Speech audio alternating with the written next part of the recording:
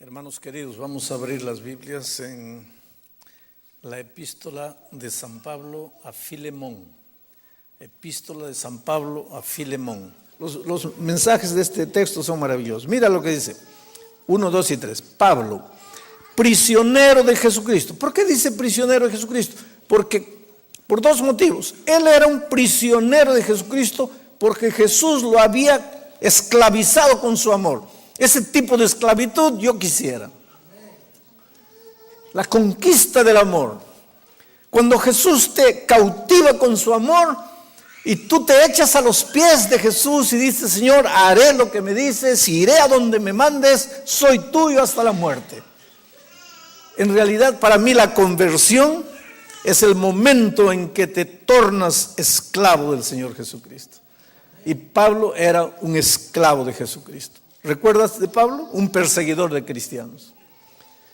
Un hombre sincero, pero sinceramente equivocado. Hay mucha gente que piensa que sinceridad es una cualidad. Que sinceridad es una cosa maravillosa. Y es. Pero te digo una cosa, hay mucha gente que puede estar sinceramente equivocado. Pablo es un ejemplo de eso. A veces yo estudio la Biblia con alguna persona que no conoce a Cristo y ya entendió el mensaje. Yo tenía un vecino un día, estaba estudiando la Biblia con él, porque querido, yo no predico solo del púlpito, yo también predico personalmente. Y yo tengo la responsabilidad de traer una persona para Cristo como cualquier miembro de iglesia tiene. Mi esposa es una grande mujer porque ella se relaciona con facilidad con las personas, me abre las puertas. Cuando llega el momento de estudiar la Biblia, ahí entro yo, cuando ya las puertas están abiertas. Y este vecino estudiaba y entendía, pero no quería aceptar y luchaba con la palabra de Dios. Y no sé si has encontrado en tu vida eso. Hay gente que estudia la Biblia, entiende, pero no se decide. Y él me dijo un día, pero pastor, y si un día yo me pierdo, pues Dios me va a perdonar, porque si esto está correcto y yo me pierdo, Dios me va a perdonar, porque Él sabe que soy sincero. Yo no estoy rechazando esto porque quiero, sino porque yo no pienso así como usted. Y yo estoy siendo sincero. Solo que, querido, sinceridad no es sinónimo de salvación. Existe salvación por la gracia, existe salvación por la fe, existe justificación por la fe, por el amor de Dios, por la gracia, pero no hay salvación por la sinceridad. No existe justificación por la sinceridad. Sinceridad no te salva. Tienes que entregarte al Señor Jesucristo. Y si en este momento en la televisión alguien me está viendo a través de una cinta grabada, en fin, yo quiero decirte, mirándote a los ojos, mira querido, sinceridad no es sinónimo de salvación. Necesitas de Jesús y necesitas ir a Jesús como un esclavo, conquistado por el amor maravilloso de Jesús, decirle, Señor, yo iré a donde tú me mandes, yo haré lo que tú me digas. Cuando Jesús conquista tu corazón, ya no eres capaz de decirle no. Por eso el interés divino es, hijo, dame hoy tu corazón. Después que me has dado tu corazón, que tus ojos se fijen en mis caminos. No puedes llevar a las personas a andar en los caminos de Dios si primero no le han entregado al corazón a Dios. Es por eso que cuando nos relacionamos con personas y queremos enseñarles la Biblia, lo primero que tenemos que enseñarles es del amor de Jesús, es de la gracia maravillosa de Jesús, es de la misericordia de Jesús, porque eso es lo que conquista. Ahora, cuando la persona se torna un esclavo de Jesucristo, ahora ya va a aprender a andar en los caminos de Dios. Bueno, Pablo, camino de Damasco, pues se encontró con Jesucristo, se volvió un esclavo del Señor Jesucristo. Lo amó con todo su corazón y dio una media vuelta en su vida. Dejó su sinceridad de lado en el sentido, no estoy sincero, no, entendió que Jesús lo estaba llamando y ahora esa sinceridad fue usada para el bien y comenzó a predicar el Evangelio. Pablo hizo una cosa linda. Él no solo predicó, él escribió. Hubieron otros profetas, otros apóstoles, otros grandes predicadores de la iglesia cristiana. Todos los discípulos se transformaron en evangelistas en el primer siglo del cristianismo, pero no nos acordamos de ellos. ¿Y por qué nos acordamos de Pablo? ¿Por qué? Porque escribió. Escribió. Y un día entendí eso yo. Yo no soy escritor, ¿eh? Yo digo, escritor es el que se sienta y brota. Es un manantial, se sienta y sale. Conmigo no. Yo paso a veces horas, a veces noches y no escribo nada. Quiere decir, yo soy un hombre esforzado para escribir. Y me esfuerzo para escribir porque Pablo es uno de los héroes que yo tengo en la Biblia. Y Pablo me enseña que no basta hablar, no basta predicar el evangelio hablado, hay que escribirlo. La muerte me puede recoger mañana a mí. Y si Cristo no viene de aquí a 10 años, yo continuaré predicando muerto a través de mis libros escritos. Entonces, el ministerio de Pablo era ministerio hablado y ministerio escrito. Él visitaba las iglesias, fundaba las iglesias y después escribía cartas. Y educaba a la iglesia con sus cartas, los hacía crecer con sus cartas, los nutría con sus cartas. Y muchas veces escribió a personas, a veces escribió a Timoteo, esta vez escribió a Filemón, que era su hijo en la fe.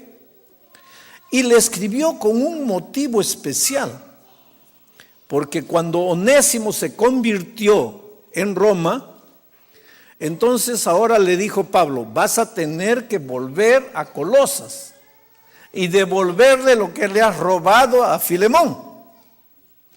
Y tienes que devolverte a él porque le perteneces a él. Y el pobre Onésimo se quedó así medio con miedo, ¿no? Pero y de repente él me va a mandar a la cárcel y de repente él me va a querer cobrar intereses y yo no tengo dinero, soy pobre, ¿y qué hago?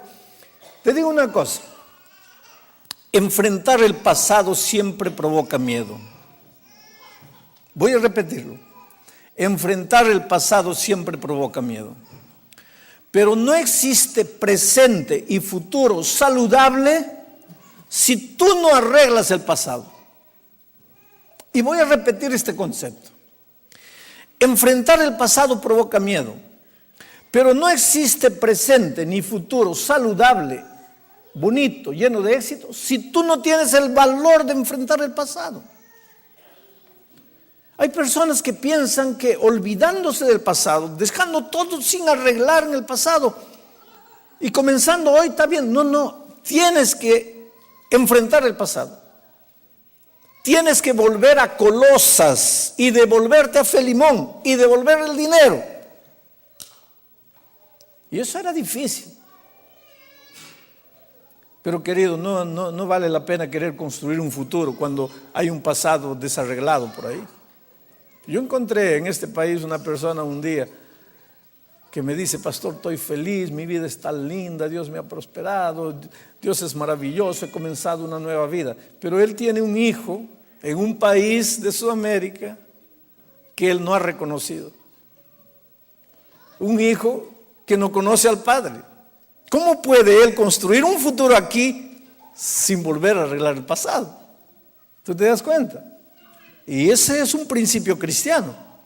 Por eso Pablo no le dijo a Onésimo, bueno, ya estás aquí, perdonado, todo, deja ahí, olvídate de Filemón. No, le dijo, vas a volver y vas a arreglar y vas a pedir perdón y entonces vas a ser realmente feliz. Y como lo vio con miedo, le dijo Pablo, no te preocupes, yo le voy a escribir una carta a mi hijo espiritual Filemón. Y en esa carta le voy a pedir que te perdone, que te dé una segunda oportunidad, que te ayude. Entonces tú vas a llevar la carta. Tú vas, pero llevando la carta. Fue así que se escribió la carta a Filemón. Y Pablo dice, Pablo, prisionero de Jesucristo. Primero, porque él era prisionero de Jesucristo del amor. Y segundo, porque estaba prisionero en Roma. Estaba preso en la cárcel cuando escribió la carta a Filemón. Entonces, mira lo que dice, Pablo, prisionero de Jesucristo, y el hermano Timoteo, al amado Filemón, colaborador nuestro, y a la amada hermana Apia, y a Arquipo, nuestro compañero de milicia, y a la iglesia que está en tu casa. Aquí hay dos pensamientos interesantes. Primero, ¿Ven cómo se repite la expresión al amado, al amado, al amado, al amado? Amado no es nombre, amado es un adjetivo, la persona amada. Hay un pastor que se llama Amado. Y le digo, ¿y por qué te llamas Amado? Dice que mi papá estaba buscando un nombre bíblico y agarró la epístola a Juan y encontró: Amado, yo deseo que seas prosperado. Y me colocó de amado. Amado no es nombre, amado es un adjetivo, que eres amado. Amado por Dios y amado por mí. Es lo que Pablo dice. A mi amada hermana Apia, a mi amado hermano Filemón. A mí me admira, querido, cómo en la iglesia primitiva había luchas, había dificultades, pero era una iglesia que se amaba. Era una iglesia que compartía. ¿Y saben por qué era una iglesia que se amaba? El secreto está en el propio versículo. Dice: y a la iglesia que está en tu casa. Y ahora voy a entrar en un asunto importantísimo. Mire, en la casa de Filemón había una iglesia. ¿Cuántos formarían parte de esa iglesia? Para caber en una casa, no eran más de 20.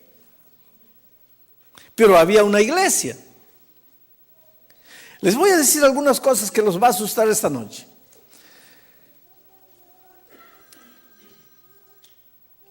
¿Cuándo fue construido el primer templo cristiano?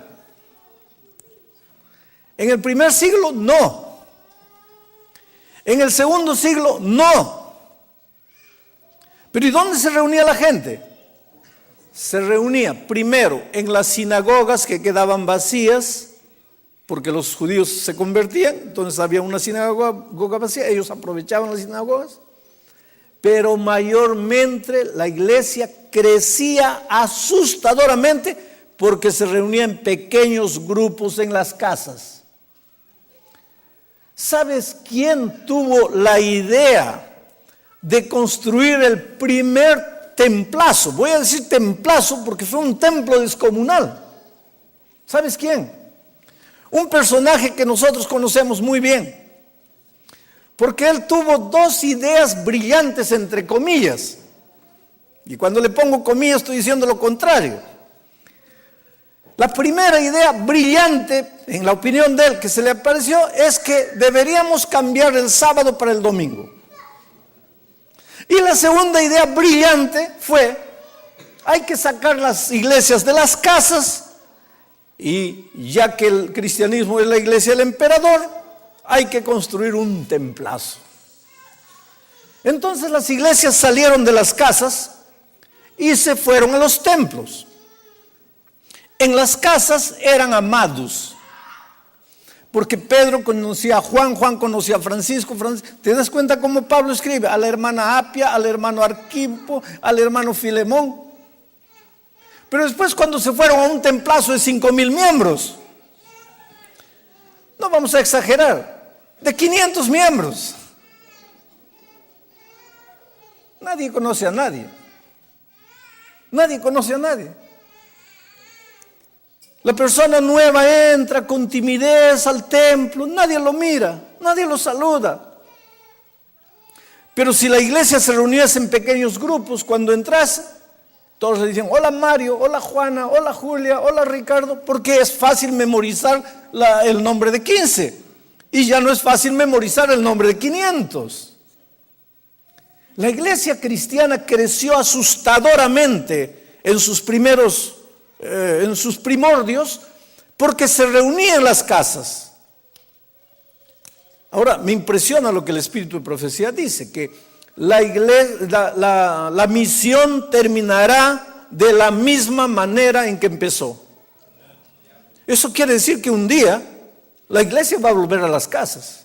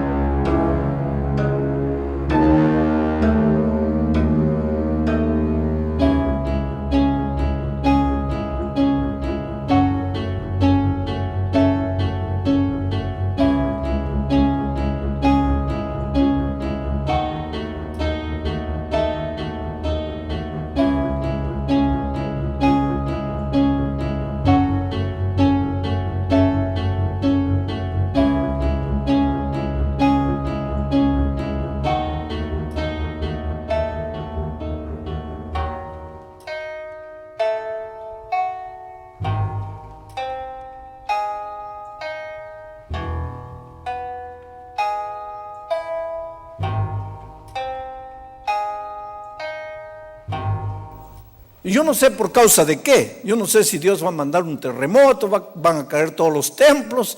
Yo no sé si va a ser la crisis financiera, que no vamos a poder construir más templos, vamos a tener que reunirnos en las casas. Pero una cosa sé, la velocidad con que con el Evangelio creció en los primordios será la velocidad con que el Evangelio va a crecer en los últimos días, pero porque la iglesia estará reunida en las casas. Los grupos pequeños no son un método de trabajo, son la manera de vida que Jesús tenía pensado para su pueblo. Es la iglesia primitiva se reunía de esa manera y por eso se amaban, por eso se conocían, por eso se ayudaban. Porque si en un grupo de 15 Pedro no aparece, los otros 14 se preocupan, ¿qué pasó con Pedro? Pero si en una iglesia de 500 Pedro no aparece, nadie se dio cuenta, ni siquiera si apareció o no apareció. Los grupos pequeños, las iglesias pequeñas, en lugar de construir templos enormes, deberíamos hacer planes para construir templos de no más de 100, 120 miembros. Porque en un templo pequeño, además de ser barato, y muchos templos, en cada esquina si posible. Hay un barrio en San Pablo, donde está nuestra universidad, antiguamente estaba en el barrio de Capón Redondo. ¿Hay algún brasileño aquí? Hay. Bueno, en ese barrio, queridos, cada 200 metros hay una iglesia. Iglesias pequeñas, de 200 miembros, de 150 miembros, pero en cada 200, 300 metros, una iglesia. Y crece la iglesia asustadoramente. ¿Por qué? Porque en una iglesia de 100, casi todos van a tener cargo. Y si cada uno va a tener un cargo, cada uno va a tener una responsabilidad, cada uno va a estar trabajando, y quien está trabajando no se enfría porque está en movimiento. El que se enfría es el que se sienta y no hace nada. Pero en una iglesia de 1000, ¿cuántos van a tener cargo? 100. Y los 900 sentados sin hacer nada. Y la tendencia es morir, es enfriarse. Es por eso que el plan divino desde el origen de la iglesia era que se reuniese en casas pequeñas. Pero ahora entramos a la parte más linda del texto. El versículo 3 dice así: Pablo, escribiendo a Filemón, le dice: gracia y paz a vosotros de Dios nuestro Padre y del Señor Jesucristo. Gracia y paz. Queridos, la vida cristiana es una vida linda. Por favor, nunca pienses que la vida cristiana es un fardo que tienes que cargar. La vida cristiana no es una montaña de obligaciones que tienes que llevar. La vida cristiana no es un amontonado de reglas que tienes que cumplir. La vida cristiana es una bendición, porque la vida cristiana es relación diaria con el Señor Jesucristo, y eso produce paz, gracia y paz.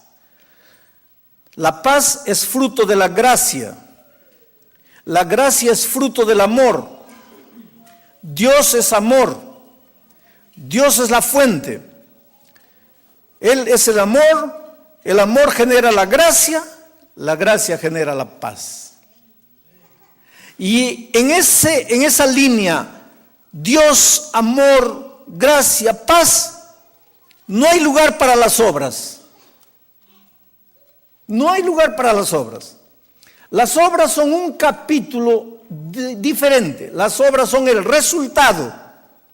El buen comportamiento, la obediencia, la buena conducta es resultado, pero la base de la vida cristiana es Dios, amor, gracia, paz. Lo primero que tienes que entender para ser feliz en la vida cristiana, lo primero que tienes que entender para volverte un cristiano es que Dios te ama. Y yo lo digo siempre, en todo sermón, Dios te ama. Si eres bueno, Dios te ama. Si eres malo, Dios te ama. Si estás andando en los caminos de Dios, Dios te ama. Si no quieres saber nada de los caminos de Dios, Dios te ama. Si te portas bien, Dios te ama. Si no te portas, Dios te ama. Si crees en Dios, te ama. Y si no crees, te sigue amando.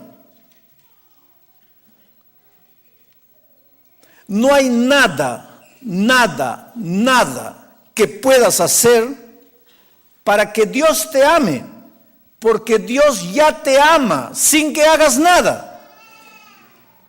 Pero ahora escucha, tampoco hay nada, nada, nada que puedas hacer para que Dios deje de amarte. Porque hagas lo que hagas, Dios te va a seguir amando. Porque si Dios es amor y Dios deja de amar, ¿qué pasa? Dios deja de existir. Por lo tanto, Dios te va a amar. Pero el otro día un ancianito, y los ancianos son lindos porque se vuelven como niños. Y el niño tiene una cualidad. Él te dice lo que piensa, y te dice lo que cree, y te dice lo que siente. Cuando tú invitas a alguien a comer en casa, si hay un niño que está en medio de los visitantes, no le preguntes qué tal estaba la comida. Porque te va a decir la verdad. Porque el niño cuando no le gustó, dice que no le gustó. Cuando está feo, dice que está feo. Cuando está ridículo, dice que está ridículo. Pero el grande no. Está feo, dice que está bonito.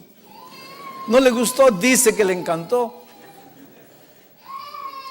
Y es interesante que a medida que crecemos y dejamos de ser niños, nos volvemos, pues ya aprendemos a disfrazar, ¿no?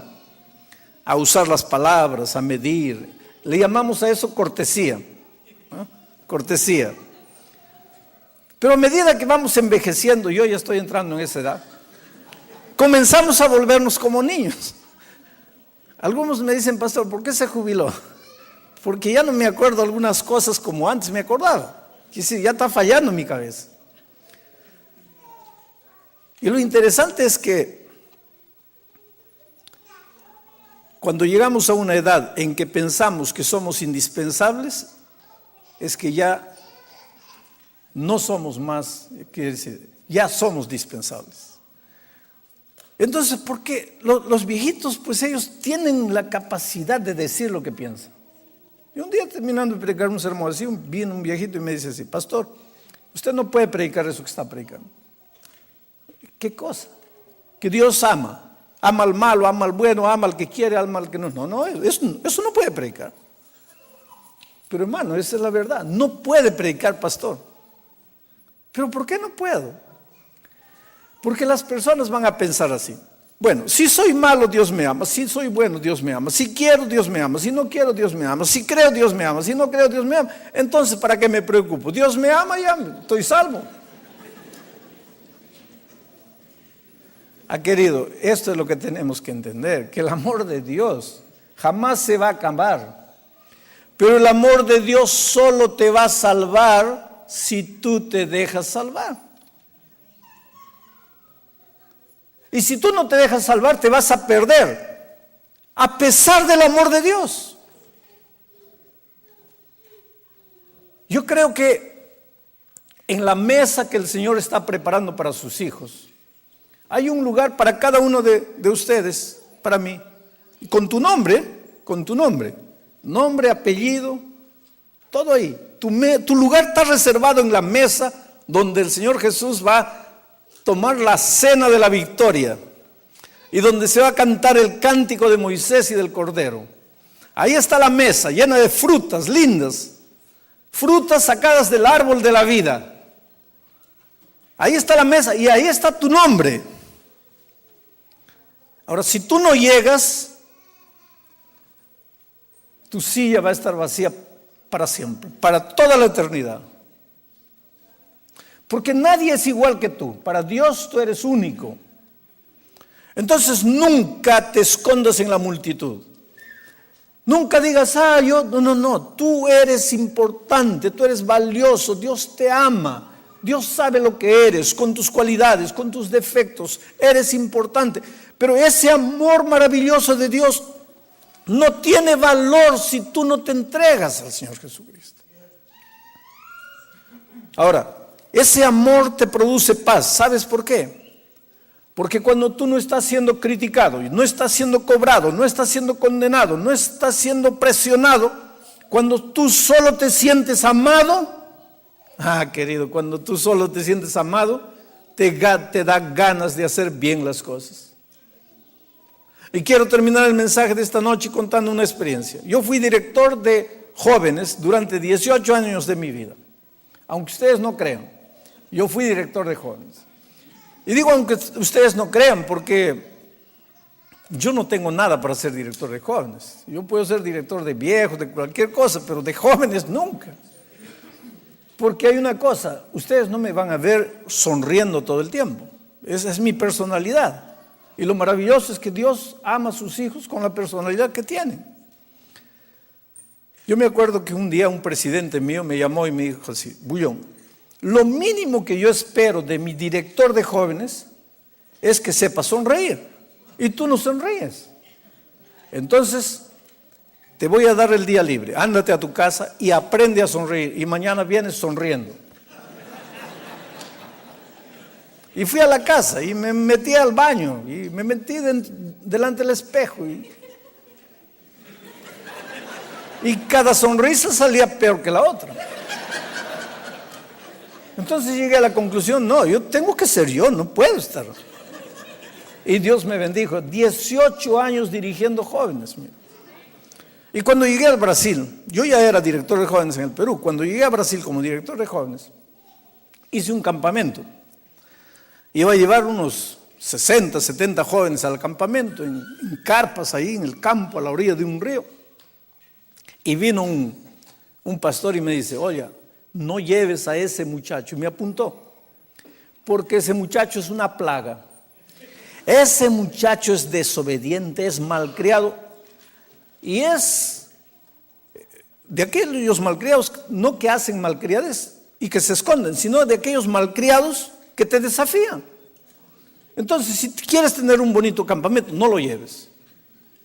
Pero yo pensé, estoy llegando al Brasil, yo no lo conozco al muchacho, todas las informaciones que me llegan son las peores. Pero ¿cómo le puedo negar una oportunidad si nunca le di una oportunidad? Entonces lo llevé. Me arrepentí. Todo lo que me habían dicho era poco. Este muchacho era terrible, terrible. Hacía cada cosa terrible. Y nosotros teníamos reglamentos en el campamento. Si un muchacho cometía una falta, el consejero hablaba con él. Volvía a cometer la falta, el preceptor hablaba con él.